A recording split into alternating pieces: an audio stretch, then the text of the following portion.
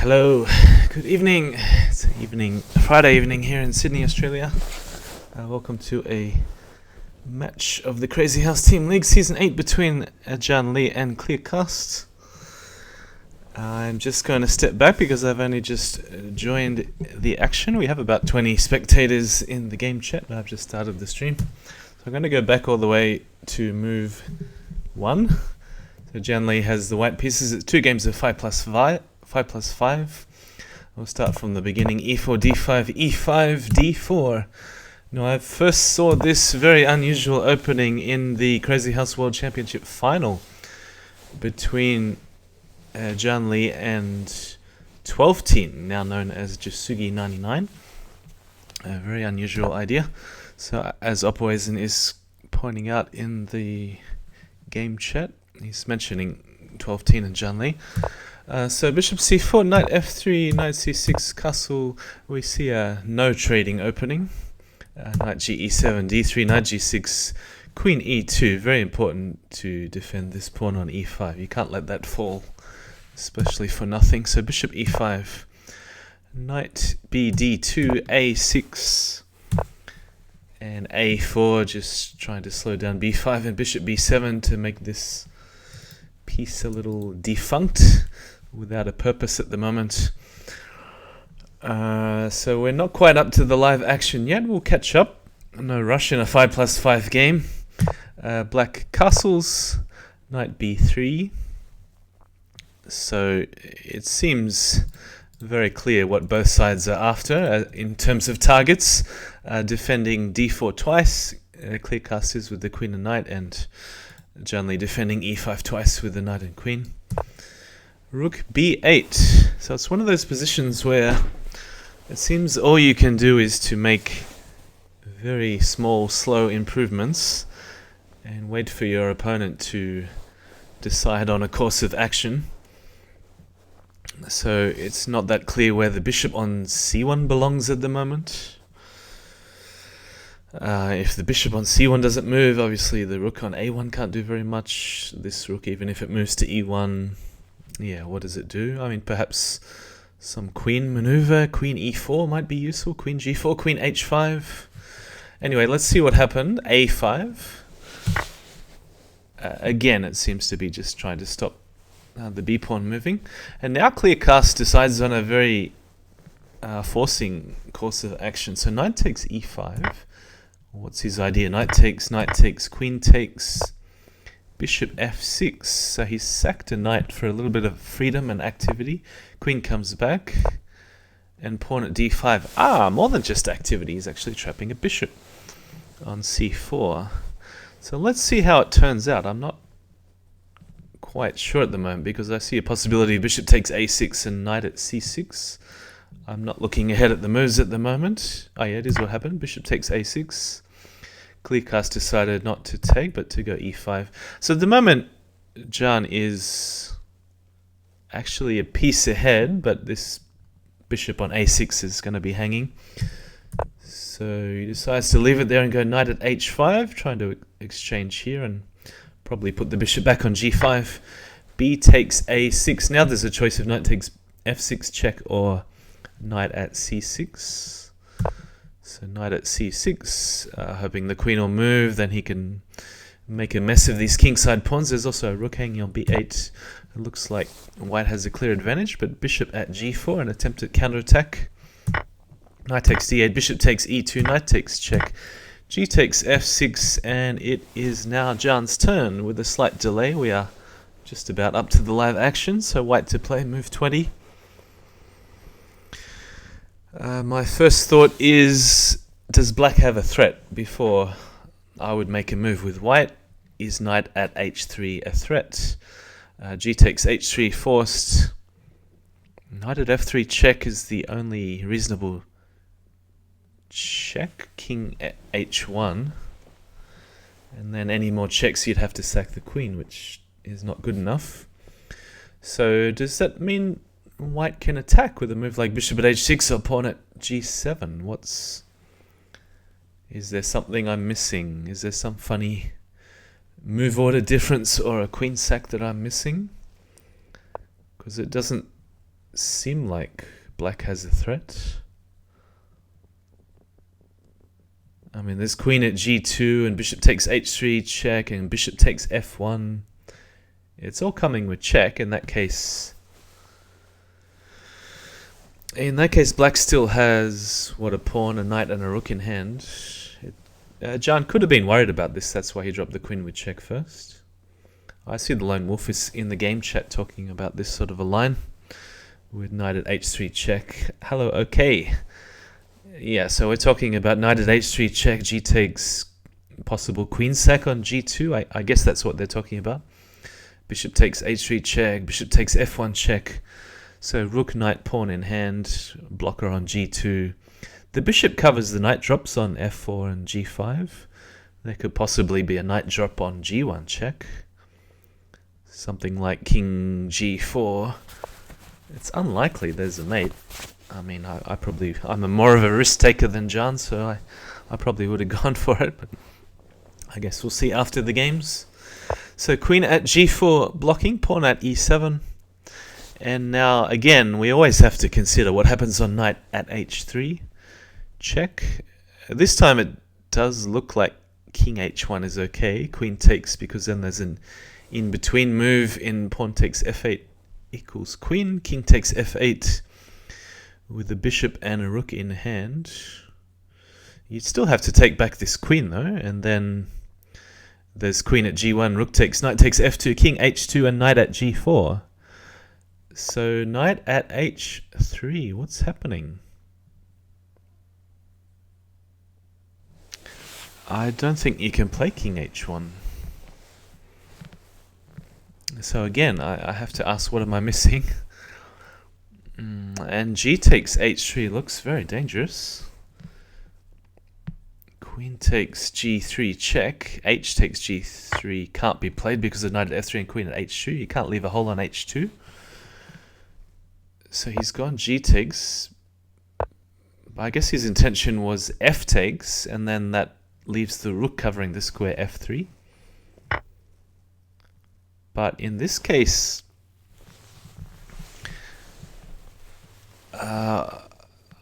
yeah, f takes is still possible as a defense, and then to make any progress, well, actually you don't want to take this unless you can mate with all checks, because then black has a pawn for g2, which does make a big difference. So you either go f takes g3 now, or you have a mate with knight at h6 or pawn takes rook check. Knight at h6 looks interesting. So check. Maybe Kleerkast didn't see this move at all in this particular move order because it does look very powerful. King g7 forced. What happens then? So he's gone knight at h6 check. Again, you have to be very careful before you take this rook, because it means probably black is mating after f takes g3, pawn at g2 check. And then there's bishop takes f1, rook and queen in hand should easily mate for black. So I'd be tempted just to play f takes g3 if I was JannLee here. And then you still have to calculate queen at g2, king takes g2, bishop takes either h3 or f1. So he's gone for it. And this could have happened in a different move order without all this pawn at e7, like, yeah, a long time ago, a few moves ago before queen at g3 move 20. You could have just dropped a pawn on g7, for example. So, okay, Kleerkast has no choice. He has to go queen at g2, sack the queen, bishop takes h3 check. So I wonder if you can just sidestep and go king f2, because there doesn't seem to be any checks after king f2. Oh, actually, pawn at e3 check. Oh, yeah. But then there's bishop takes, pawn takes, king takes, bishop in hand. Where does the bishop go? Or is he just going to go king takes e2? Looks terribly risky. King takes e2, bishop f1. King takes... So there's also king takes f3, with a rook is not the piece that black wants here. He needs a bishop for e2 or a knight for g5 or g1. But yeah, the rook is not the piece that black needs. King g4, bishop e2, king h3 is what I'm looking at. I'm also looking at king f4. Doesn't seem to be any checks after king f4. Rook at f3, just king g4. And then that should be it. So king f4, rook at f3, king g4.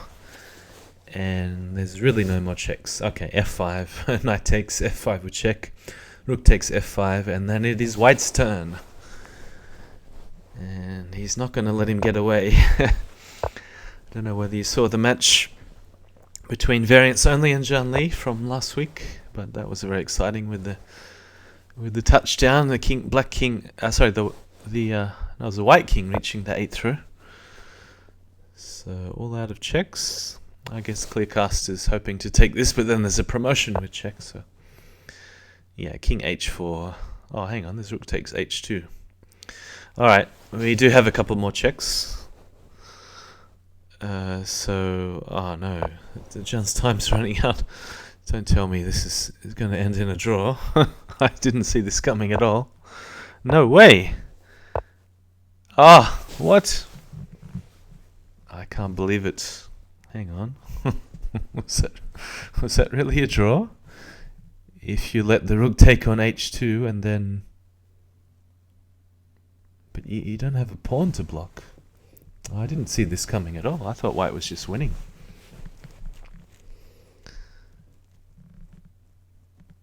Well, what is the key moment we have to go back to? See, I'm also wondering whether it's possible to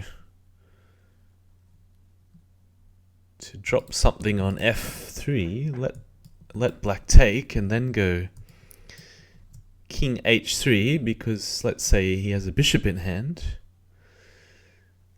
and then you're tempting him to drop it on g2, then you can really go king h4. But there's also bishop at g4, knight takes, bishop takes, king takes, and knight in hand. But if knight at h6, then you go king h3. So bishop at f3, I'm still not sure. I don't actually see mate for black after bishop at f3. Bishop takes, king h3. Black has a bishop in hand. Oh, but there's bishop to g2. King h4, bishop at g5. King h5, but then the bishop comes back to f3. And you still don't have a pawn. You can play g4. But then there's bishop takes, knight takes. And pawn at g6 mate. So then you have to play king takes. What does black have left? A pawn. Yeah, this is getting a bit too much for my meager calculation skills. Okay, he's saying you have to block rook at f2 check. So in which position?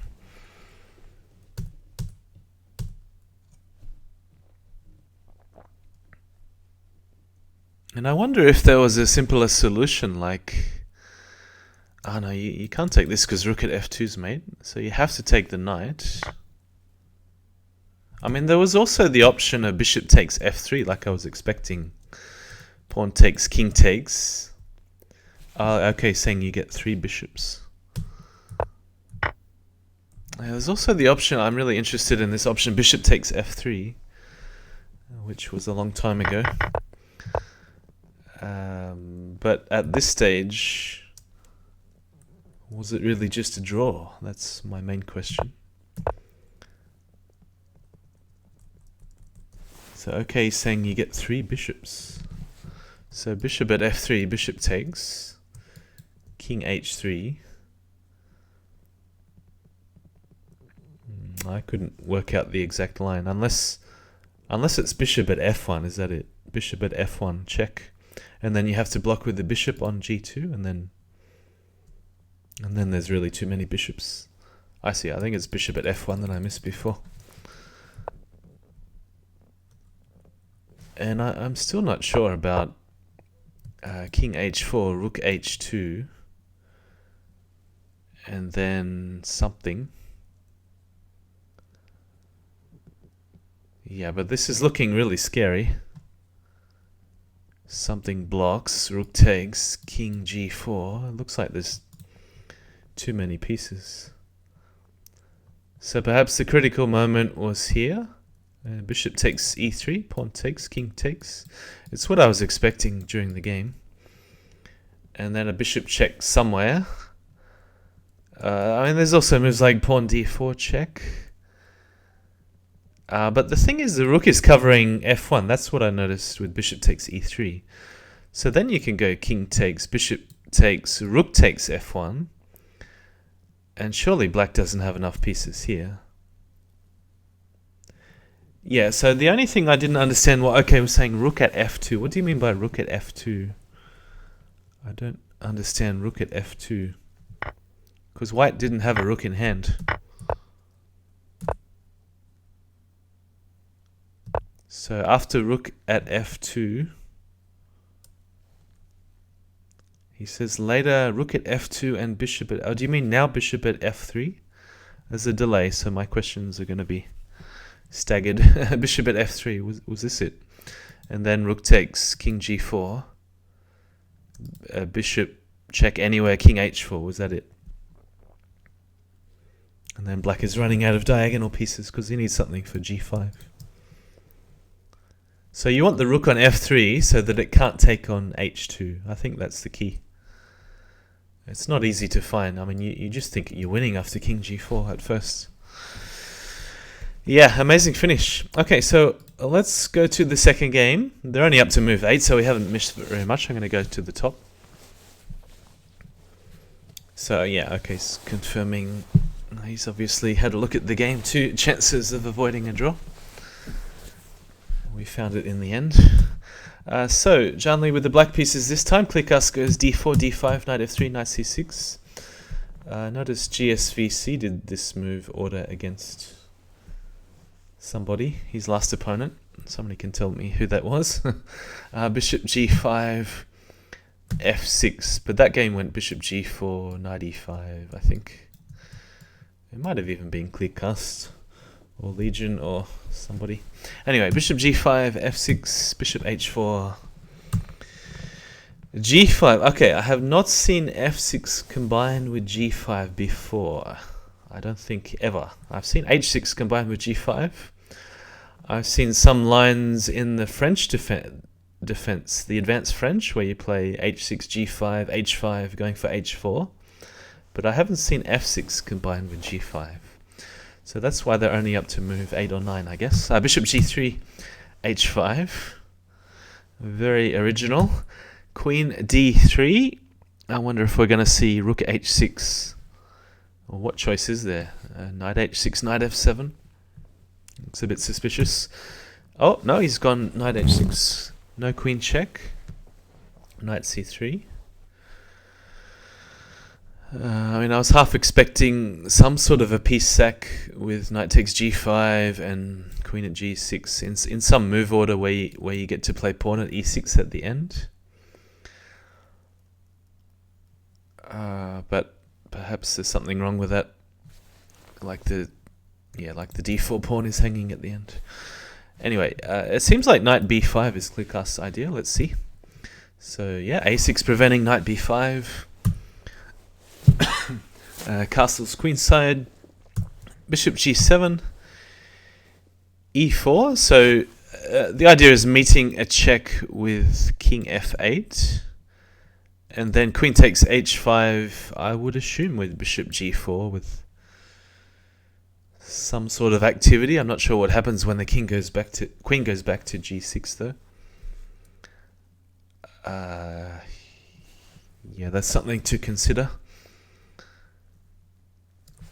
Yeah, king f8 is forced because the bishop is hanging after queen g6 check. So yeah, this line I'm looking. Anyway, it didn't happen in the game. e4, knight b4, e takes d5. So Kleerkast is the first player to sack the queen. Knight takes. Wow, Jan didn't even take it. So knight takes d5. Maybe he's really worried about these light squares after bishop takes g3 with the option of bishop g6 check to follow. And perhaps Jan is thinking there was no good way to stop this. So very interesting sequence of moves here. Knight takes d5, knight takes d5, queen takes. Almost up to the live action. Knight at c3 just defends the square a2 and attacks the queen. Queen a5, and it is white to play. So yeah, pawn at b4, as indicated in the game chat by Oppa Wazen, does seem like one of the main threats, and just diverting the knight away from a2. Knight at b4 could potentially be a threat with the same sort of idea. And for Kleerkast, what is happening? Does he need to defend? Does he need to put something at a3?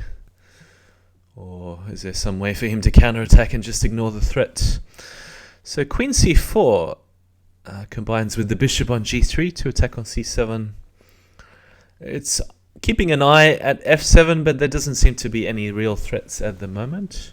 So the main idea seems to be bishop takes c7. And pawn at b4 may be a little slow, considering bishop takes c7 is quite strong. Alright, so black to play. Jan is running a little bit out of time here. So he's blocked off the bishop. It looks like a good move. Pawn at f4.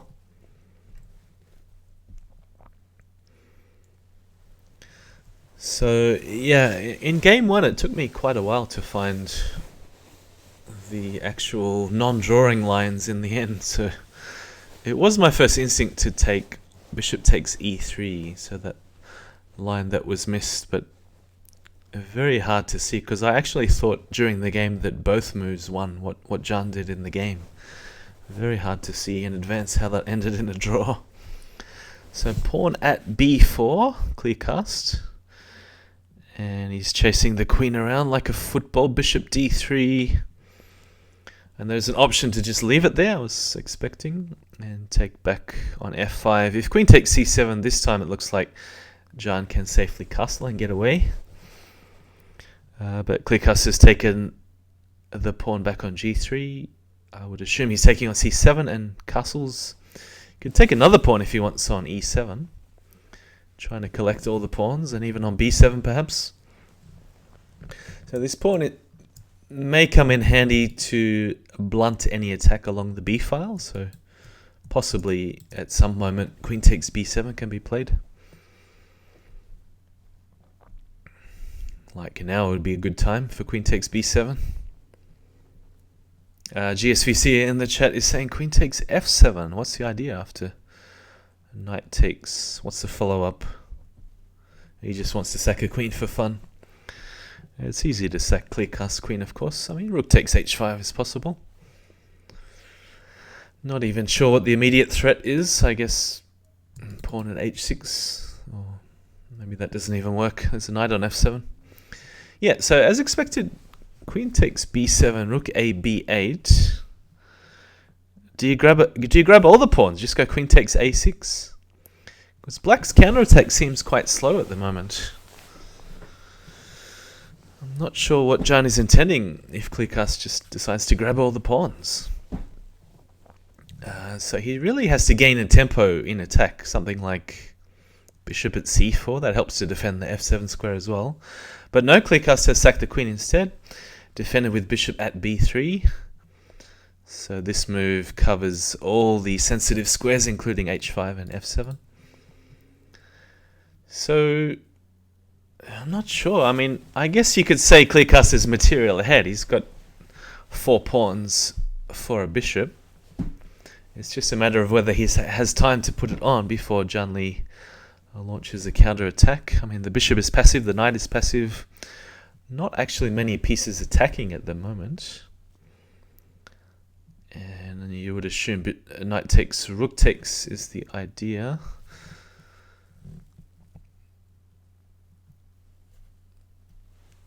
But then, is there something going on h7? So Jan is perhaps trying to waste a blocker for b1. Ooh, putting a bishop on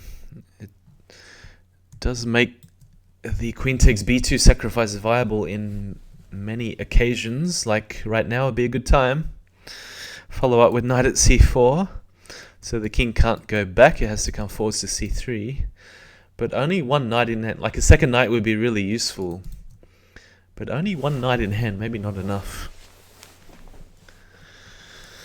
So safer option is rook takes e4 and just sidestep to h8. No, he's taking. So queen at can be answered by bishop at rook takes and then pawn at h6, I suppose is the defensive idea. Yeah, so these bishops covering all the light squares at the moment. It's hard to say. I think black certainly has a big advantage because as long as his king is safe, then I really like this idea of sacking on b2 because the bishop on b1 does not support any of these holes left over after queen takes b2 check. So watch out for this one coming soon, queen takes b2. May not even be necessary if there's a strong enough attack anyway with moves like pawn at c3 and knight at e2 check. So Kleerkast with 2 seconds left has decided to resign. Yeah, it did look over. There was no breakthrough with knight takes g5 check, f takes, knight in hand is covered by the bishop.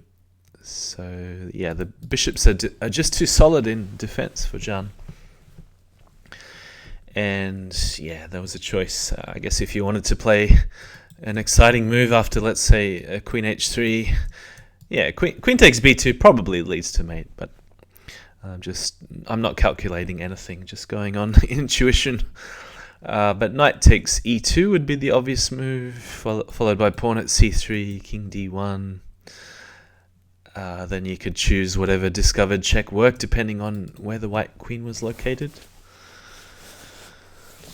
And yeah, you could also start with pawn at c3, looks really strong as well, or knight at c4 also looks very good with multiple threats like knight at e2 and queen takes b2.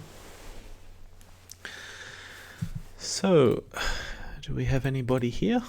So the score in that 2-game match was 1.5 to 1/2 in favor of JannLee, and he certainly had some chances to win the first game, but it was a bit of a shock to end in a draw by repetition with the bishop checks on f1 and e2 in game 1. Yeah, so 2 very exciting games. I really thought Kleerkast had the upper hand when he was grabbing all these pawns with the queen around about here. But yeah, the bishops really kept the black king safe, and the only way to break through seemed to be with a queen sack on f7. So after queen takes b7 and rook a b8, perhaps it wasn't necessary right now to sack the queen on f7, and yeah, take your chances defending after queen takes a6 and then try to drop the pawns on. Maybe even a move like pawn at d7, but after rook takes, pawn takes, bishop takes, I'm still not sure where the breakthrough is. So then there needs to be a breakthrough. Okay, saying queen takes b8 and then pawn at c7. So it is important when you have all the pawns to try to attack with tempo. So that's why this move order does seem to work better. Pawn at c7, rook moves out of the way, rook at d8, probably forces something to block on e8, then you can either promote, or pawn at e7 is coming as well. So this is the way with all the holes on the 7th rank to use those 4 pawns in hand. Whereas I made a comment somewhere where the difference would be if Kleerkast doesn't have a chance to drop those extra pawns, then Jan would eventually counterattack with the extra minor pieces. And the queen sack just wasn't quite enough. I mean, there may have been something better than bishop at b3 here, but it's certainly not obvious. Because even if you sack here and make a hole, the bishop covers the dark squares. The rook takes h5. Like I said during the game, I'm not even sure what it threatens. And probably black would just respond with the same move anyway, bishop at g6. And then try to make a breakthrough on c2 and perhaps queen at a1 check also. So exciting games. We shall just check out the Team League page. Where are we?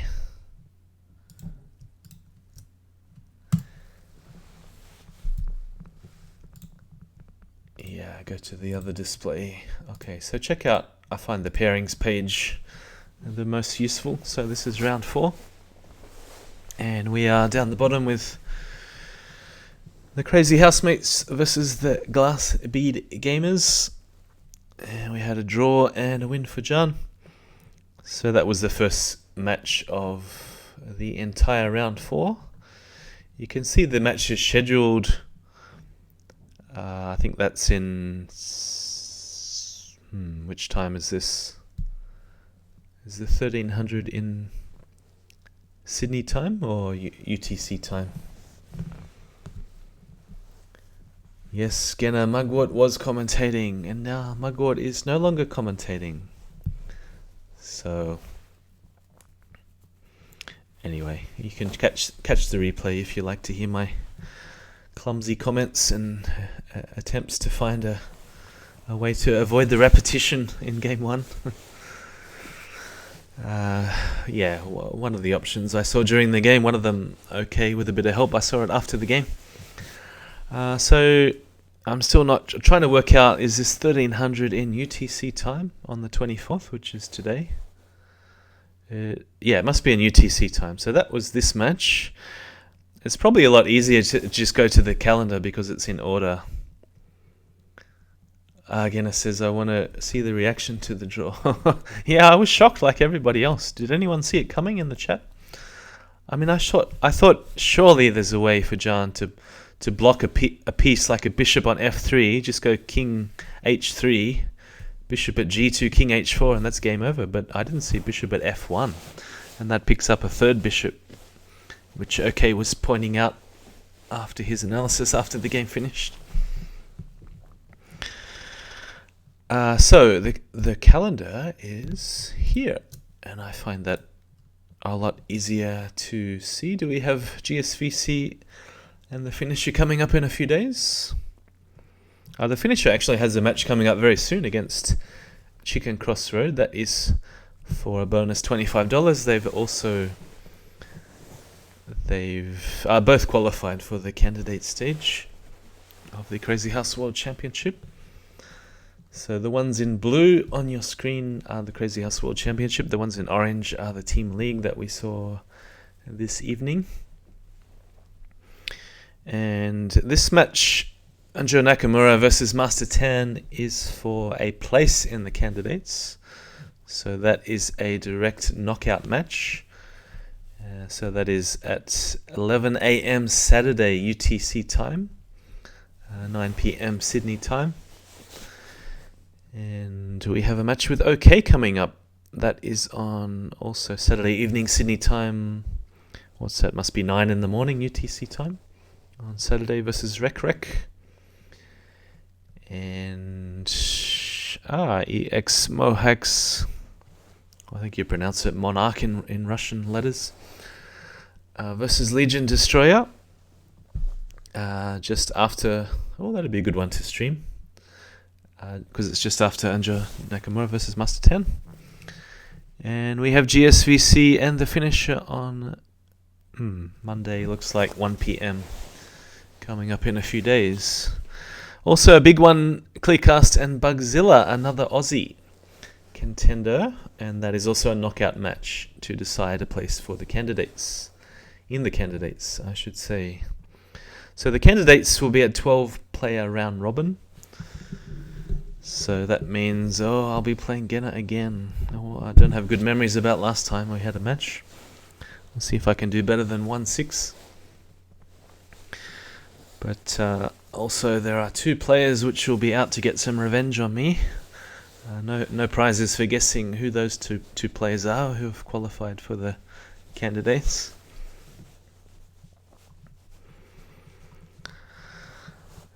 So, yeah, that's what's coming up. And yeah, have a look at. It'll be either on Twitch or YouTube, and you can see my reaction to the draw and my desperate attempt to find a way not to make a draw. Players like JannLee and Kleerkast, I don't think they're normally too desperate to avoid making a draw, but I very rarely have draws in Crazyhouse. I usually do anything to avoid it, but I get scared when I'm playing a tournament and I look at the standings and I think, oh, that'll keep me ahead by half a point. I better make a draw. I guess it depends on who I'm playing as well and the course of how the games are going. Okay, I think I might take a break now. Thanks for watching. You can check it out later on Twitch and YouTube, and see you very soon.